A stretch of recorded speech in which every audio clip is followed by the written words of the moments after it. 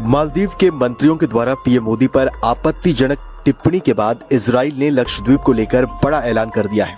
भारत से पंगा लेने वाले मालदीव को अब ये बात समझ आ गई है कि आने वाले समय में उसे बड़ी कीमत चुकानी होगी। वैसे तो इजराइल हमास के साथ युद्ध में फंसा हुआ है, लेकिन इस मुश्किल परिस्थिति के बीच इजराइल भारत के साथ खड़ा हुआ नजर आ रहा है। दरअसल इजराइल ने लक्षद्वीप को लेकर एक ऐसा ऐलान कर दिया है जिससे कि मालदीव को बड़ा झटका लगा है। भारत में इजरायली दूतावास ने सोशल मीडिया प्लेटफॉर्म एक्स पर एक पोस्ट किया है।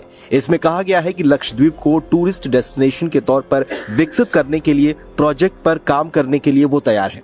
इसके लिए वो साल भर पहले ही लक्षद्वीप विजिट कर चुका है। इजराइल के इस बयान के बाद अब ये बात साफ हो गई है कि लक्षद्वीप की तस्वीरें भले ही अभी सामने आई हो, लेकिन इसे दुनिया के एक बेहतरीन द्वीप के तौर पर स्थापित करने की कोशिश पहले से ही चल रही है।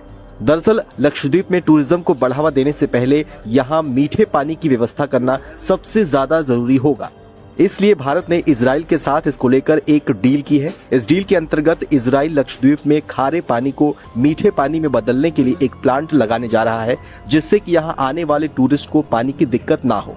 पीएम मोदी ने साल 2017 में इजराइल दौरे के दौरान वहाँ एक बेहद मॉडर्न तकनीक देखी।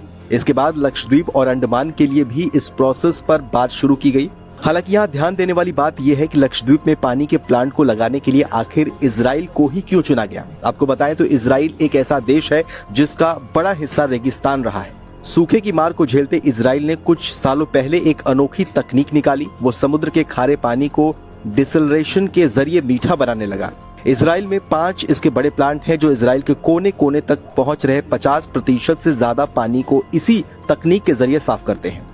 अब स्थिति इतनी सुधर चुकी है कि इजराइल अपनी जरूरत से 20% से ज्यादा पानी बना रहा है, जिसकी सप्लाई सूखे से जूझते पड़ोसी देशों जैसे जॉर्डन को भी हो रही है। जानकारी के लिए आपको बताएं तो भारत लक्षद्वीप को लेकर जिस तरीके से आगे बढ़ रहा है, आने वाले समय में ये पर्यटन का एक बड़ा केंद्र बनने वाला है और इसके साथ ही भारत के इस कदम से मालदीव को बड़ा नुकसान होने वाला है।